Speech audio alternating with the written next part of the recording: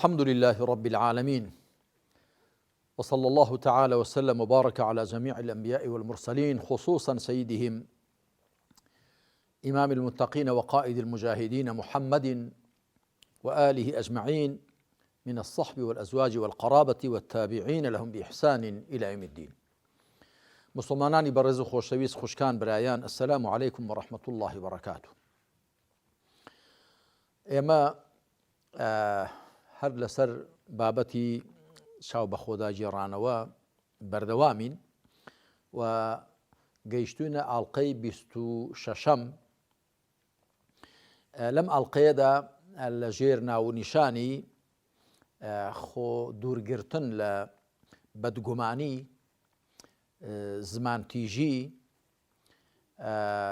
و ڕووگرژی و مۆنۆمرچی لەگەڵ موسڵماناندا بەتایبەت و لەگەڵ خەڵکیدا بەگشتی. موسڵمان بەتایبەت بەرامبەر بە ئەهلی ئیمان و ئەهلی ئیسلام دەبێ دڵی پاک و خاوێن بێت، دەبێت دڵی بێ گرێ و گۆڵ بێت، ساف و ساغ بێ. خوا سبحانه وتعالى لە سوورەتی الشعرادا و لە سوورەتی الصافاتدا باسی ئیبراهیم دەکا عليه الصلاة والسلام، خەلیل الله، کە ئێمە لە تەحیاتی نوێژدا وەکو سەڵەوات و سەلام بەڕەکات دەنێرین بۆ محەممەد و صلى الله عليه وآله وسلم، شوێن کەوتوانی بە هەمان شێوە بۆ ئیبراهیمیش و بۆ شوێن کەوتوانیشی سەڵەوات و بەڕەکات دەنێرین. اللهم صل على محمد وآل محمد كما صليت على إبراهيم وآل إبراهيم، وبارك على محمد وعلى آل محمد كما باركت على إبراهيم وعلى آل إبراهيم في العالمين إنك حميد مجيد. وإبراهيم عليه الصلاة والسلام بخليل الله ناسراوە بەدەقی قورآن، واتخذ الله إبراهيم خليلا. خەلیل واتە دۆستی تایبەت، زۆر خۆشویستراو. ئیبراهیم سەڵات و سەلامی خوای لەسەر بێ، خوا فەرمانی پێکردوین کە ئێمە شوێن ڕێبازەکەی ئەو بکەوین. دەفەرمێ میلەتە ئیبراهیمە حەنیفە وما کان من المشرکین، واتە ڕێبازەکەی ئیبراهیم بگرن بە پاچی و لە هاوبەش بۆ خوادانەران نەبوو. هەروەها خوا سبحانه وتعالى پێی فەرمووین ومن أحسن دينا ممن أسلم وجهه لله وهو محسن واتبع ملة إبراهيم حنيفا وما كان من المشركين. دینداری چێ چاکترە لە هی کەسێک کە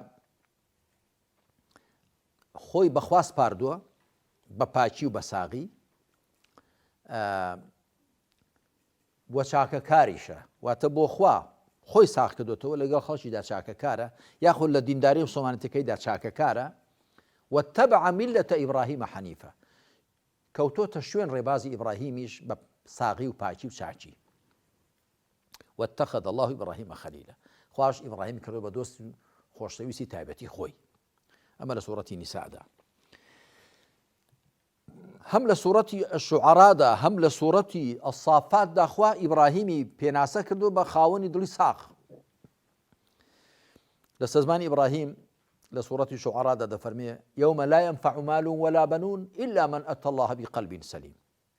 ئەو ڕۆژە کە نە سامان و نە کوڕان دادی کەس نادەن، بە کەڵکی کەس نایەن، مەگەر کەسێک بە دڵێکی ساغ و پاکەوە هات بێتە خزمەت خوا. دڵێک کە غەل و غەش و غەور و چڵک و چەپەری پێوە نەبێت، نە چڵک و چەپەری شرک و ڕیا، نە چڵک و چەپەری بۆز و غەرەز لەگەڵ بەندەکانی خوادا. لە سوورەتی صافاتیشدا دەفەرمێ وإن من شيعته لإبراهيم، باسی نوح دەکا عليه الصلاة والسلام، دوای دەفەرمێ وإن من شيعته أي من جماعته، لە کۆمەڵی نوح لە شوێن کەوتوانی نوح ئیبراهیم بوو. إذ جاء ربه بقلب سليم، کاتێک بە دڵێکی سەلیمەوە ساغەوە سافەوە پاک و چاکەوە هاتە خزمەت پەروەردگاری. بۆیە من لەسەر خۆم و لەسەر هەر برا و خوشکێکی مۆسڵمانی بە پێویست دەزانم کە لە بواری چاک مامەڵەکردن و چاک تەماشاکردنی برا و خوشکانی دەور و بەر و خەڵکی هەم ئاگای لە دڵ و دەرونی خۆی بێ، هەم ئاگای لە تعبیر و وشەکانی زمانی بێ، هەم ئاگای لە سەرنجەکانی چاوی بێ، هەم ئاگای لە سەر و سیما و ڕوو گرژ و تاڵ نەبوونی خۆی بێ. بۆ چونکە ئەوەی شایستەی موسڵمانە دڵی ساغ و سافە، کە خوا دەفەرمێ ئەو ڕۆژەی نە کوڕان و نە سامان و نە کوڕان دادی کەس نادەن مەگەر کەسێک بە دڵێکی ساغە و بێتە خزمەت خوا. برا خوشکانی بەڕێز، با دڵی خۆمان ساغ و ساف کەین، با پاکی کەین لە شیرک و ڕیا و نیفاق، و با پاکی کەینەوە لە بغز و غەرەز و خۆبەزلگری و خۆپەسەندی و خەڵک بەکەم تەماشاکردن. با پاکی کەین بەبێ ئەوە چوونەوە خزمەت خوا شەرمەزاری و عەیبداریە. و ئەگەر دەمانەوێ بە شوێنکەوتوو ئیبراهیم لە قەڵەم بدرێین، خەلیل الله سەڵات و سەلامی خوای لەسەر، باوەکو ئیبراهیم دڵی خۆمان ساغ و ساف کەین. ئەو پێغەمبەرانە عەلەیهیمو سەڵات و سەلام خوا بەسەرهاتەکانیانمان بۆ دەجێڕێتەوە تاکو پندیان لێ وەربگرین. وكلا نقص عليك من أنباء الرسل ما نثبت به فؤادك وجاءك في هذه الحق وموعظة وذكرى للمؤمنين. هرچی لە بەسەرهاتی پێغەمبەران عەلەیهیمو سەڵات و سەلام بەسەر توویدا دەخوێنینەوە بۆ دەگێڕنەوە ئەی موحەممەد صلی الله عليه وسلم لە پشت محەممەدیشەوە ئەی شوێن کەوتوان و ئومەتەکەت بۆ ئەوەی کە عەقڵ و دڵتی پێ بچەسپێنین. لقد كان في قصصهم عبرة لأولي الألباب. بەدڵنیایی لە بەسەرهاتی پێغەمبەراندا عەلەیهیمو سەڵات و سەلام لە جێڕانەوە بەسەرهاتی ئەواندا پند و عیبرەت هەیە بۆ خاوەن عەقڵان، دەبێ هەوڵدێن وەکو ئەوان بین. ئیبراهیم عەلەیهی سەڵات و سەلام بۆچی بۆتە پێغەمبەرێکی نێونەتەوەیی، جوولەکە، نەسڕانی، سابیئە، مەجووسی، تەمان پێش هەموویاندا موسڵمان، هەمویان بە پێغەمبەری خوانی دەزانن، هەمویان ڕێزیان بۆی هەیە. ئیبراهیم خەلیل الله بووە، پێغەمبەرێک بووە عەلەیهی سەڵات و سەلام، بە تەنگ هەموو مرۆڤایەتیەوە بووە، بە تەنگ هەموو خەڵکەوە بووە. لە عێراق بووە، چووە بۆ شام، دوای چووە بۆ مەنتیقەی فەڵەستین، دوای چووە بۆ میسر، دوای چووە بۆ حیجاز. هەموو ئەو شوێنانەی کە زیاتر مرۆڤیان لێ هەبووە 4000 ساڵ زیاتر لەمەوبەر، ئیبراهیم لە هەموو شوێنەکاندا نیشتەجێ بووە، لە هەموو شوێنەکاندا بووە. با خۆمان بپارێزین لە زمان تیژی، پێشێ لە بەدگومانی، چونکە زمان کەوسکە و دڵ مەنجەڵە، دڵ سینە چی تێدا بێ زمان ئەوە دەردێنێ. من کە کەسێک دەبینم زمانی بەرامبەر بە موسڵمانان ناڕەحەتە، زمانی تیژە و شەو تعبیری بێنەزاکەت و بێحورمەت لە زاری دێتە دەر، دەزانم ئەوە پێش زمانی گرفتەکە لە دڵ و سینەیدایە، سینەکەی ناتەواوە، دڵ و سینەی پڕ لە بغز و غەرەز و شتی پیس و خراپە. بۆیە زمانەکەش منجەڵچی تێدا بێ کە کەوچکە تێ هەڵدەهارەوە دێتە دەرێ، زمان کەوچکە و دڵ منجەڵە. با دڵخی خۆمان ساغ و ساف کەین بەرامبەر بە موسڵمانان، بەدگومان نەبین، هەر لە ڕێوە بەهەشت بۆ خۆماندا نەنین و دۆزا بۆ خەڵکی دابخەین. چیە خۆ تۆ وەکیلی خوای چی؟ لەسەر ئەو گومانت لێت دەپرسرێتەوە. بەڵێ کەسێک کوفرمان لێبینی ئاشکرا، کوفرێکی ئاشکرا و بەواح بەڵگەی لەسەر بوو، ئەوە دیارە. کەسێک شیرکمان لێبینی بەڵێ ئەوە وایە. بەڵام کەسێک کە ئەهلی قیبلەیە و موسڵمانە و خۆی بە موسڵمان ناساندووە، ئەتۆ دەبێ وەکو چۆنی خۆ ناساندووە ئاوا مامەڵێ لەگەڵدا کەوی. پێغەمبەری ئێمە وا بووە صلی الله علیه وسلم، لەگەڵ منافقەکانیشدا وا بووە، لەگەڵ ئەوانیشدا هەر بە جوان و بە چاکە مامەڵەی کردووە و چێ خۆی بە چی پێشانداوە بەو شێوە مامەڵەی لەگەڵدا کردووە. لەگەڵەوەشدا کە زانیوێتی نیشان درۆ دەکەن، ناڕاست و ناساغن، بەڵام مادە خۆی بە موسڵمان دەناسێنێت، بە موسڵمان مامەڵەی لەگەڵدا کردووە. و دەبێ هەوڵ دەین خۆمان لەوە بپارێزین کە بەرامبەر بە موسڵمانان ڕووکرش بین. پێغەمبەر دەفەرمی عەلەیهی سەڵات وسەلام بیشڕوکە فی وەجهی ئەخیکە صەدەقە. من نازانم کێیە هەندێک لە گەنج و لاوەکانی ئێمە فێری ئەو ڕەوشتە سەقەتە دەکەن. دەبێت تۆ گرژومۆن بی بەرامبەر بە چێ؟ ئەی پێغەمبەر عەلەیهی سەڵات وسەلام دەفەرمێ ئەن توسەلیمە عەلا مەن عەرەفتە ومەن لەم تەعریف. سڵاو بکەی لە کەسێک کە دەیناسی و کەسێک کە نایناسی. سڵاو لە هەموو کەس بکە، لەگەڵ هەموو کەسدا ڕوود خۆش بێ. لە هەندێک لە کتێبی دەروونزانی و لە کتێبی تەندروستیدا خوێندومە تۆ دەڵێ ڕووگرژکردن پێویستی بە 87 ماسوولکە دەکات لە دەم چاودا بیژوڵێنی کە خۆت گرژومۆن بکەی. بەڵام زەردەخەنە پێویستی بە 13 ماسوولکە دەکات. بە هەمیشە ڕوومان گەشت بێ، دەم بە زەردەخەنە بین و پاشان با قسەمان خۆش بێ. والکەلیمەة الطەیبەة صەدەقە. قسەیەکی خۆش خێر و سەدەقەیە. قسەی خراپ هیواهێ نەکەر بەرامبەر بە زیندوان، بەرامبەر بە مردوانیش زمانی شڕ و دڕە و جنێ و فرۆشە و تۆمەتباریان دەکات. تۆ بۆچی بووە مێشە ڕەشە بە دوای عەیب و عاردا دەگەڕێی؟ بۆ هەنگنی بە دوای شیلەی گوڵاندا بگەڕێی تا هەنجوین لێ دروستکەی؟